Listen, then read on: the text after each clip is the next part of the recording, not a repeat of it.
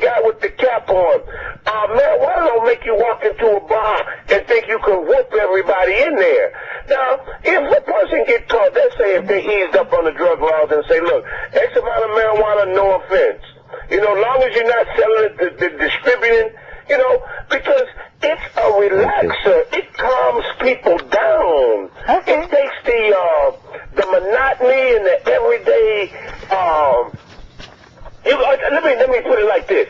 You hear when people the people that want to say marijuana is no good, they'll get somebody on methamphetamines and stuff like that, and then talk about how bad it is. It's not bad. It grows out the ground. Right. Yeah. Well, we all agree with you very much, and you're very passionate. Do something about it. You need to push some laws. Actually, here. Thank you. Thank you so much for the call. Thanks. That was an excellent call. Well, again, I think my point a while ago was, you know, if we address it in a manner that's realistic, I mean, we can be all idealistic, and we can holler all we want and shout all we want, and if it's not happening, now, if that was making us feel good, that's fine.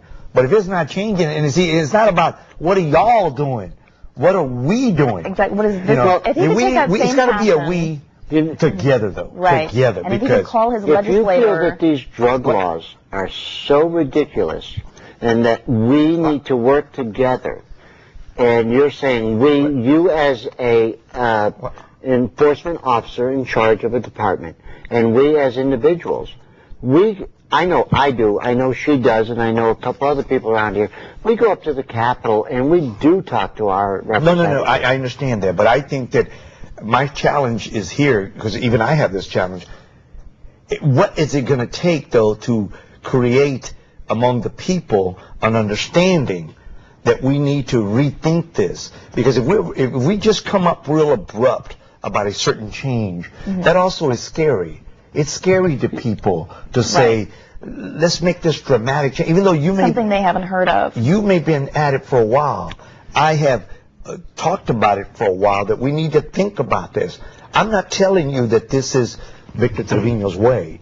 I'm just saying that because of my experience, I'm telling you we got some real issues with prisons overcrowding, over 2.5 million people, and almost 50% of them is drug-related, and a big portion of it could be marijuana. Right, largest dealer in the country. I understand all that, and you know, when you look at the problems with the cartel in Mexico, you know, to what degree is it also part of the marijuana plants and what's going on out there? So let me ask you something. What do you think would happen if we in the United States right now said, we're going to decriminalize drugs, and everybody out there that was getting arrested for simple possession, now you can go for therapy? I hate to say this because it's just a thought process, hypothetical, but you know what I think? It's kind of like, why don't you think we pass gambling in Texas? I mean, gosh, we got the lotto, you got the horse racing, you got dog racing, we got all this gambling, and we all go to Louisiana or Mississippi or Vegas, and we don't do it here. Why do you think? There's so much money being pumped in here to lobby against it. Right. The people want gambling. They want it. If you were to take a poll and ask how many of y'all, now those are things that are important too. Well, sorry, I hate to cut you off, but let's reel it back in. Let's stop talking semantics here, and let's reel it back into a more regional level. And what can we do? You know, we were talking about what can we do as citizens. You know, it's going to take a lot more education, a lot more programs like this, and people openly talking about it and understanding what it really means. But as far as on the police enforcement side, you know, what do you perceive, and you've been on the front lines, what do you perceive as one of the best routes and methods for change? Well, I think it's got to start on the grassroots level. I mean, of course, you have your program here, but I think take it on a personal level, on a grassroots level. Whether you go to civic clubs, whether you're allowed in certain, to develop coalition groups. Definitely. On a grassroots level, and that says, you know, can we try something where you're thinking out of the box? Can you try something? Okay. I know you got another caller. We've got a caller, but I've got a very important question for you. Let's go to that caller. Hi, caller. Welcome to Drugs, Crime, and Politics. Yes, isn't it an oxymoron or hypocrisy that the free world has the largest amount of prisoners? That's a shame on America. Thank you for the call. Sorry, I think that was his main question, though. Well, I mean, maybe it is something. it's something to consider. The fact that we have a lot of people locked up, but I don't. But also, isn't it interesting that still more people want to come here? Right. Well, the U.S. is the largest jailer. You don't ever hear people saying, "Let's not go to America because we're going to get locked up in prison." We got one of the largest group of immigrants that want to come over here, so there must be something going on that we have. It doesn't mean we can't get better.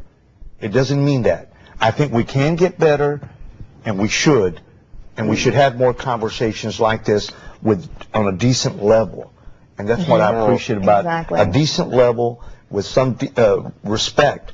And I think we can take it to a different level. You had a question while ago you didn't answer. The question, I guess we'll hold this caller for a little bit, but we were talking about how we can change things, how we can bring things to a decent level. Now, decriminalization is just kind of far out there for the greater populace who doesn't think about this on an everyday basis. But, for example, the greater populace who does not, necessarily use marijuana, what would you think about, and how could, citizens like us enact our city government and our regional government to perhaps make possession a lowest level priority? Well, I think we've made a lot of progress there, because I remember in my young days, any kind of possession was a felony, automatic felony, and it was devastating. So it did take some effort on the part of some people to reduce that and change it. So we've made some progress. So I think we need to use those bases there, the foundation that's been there.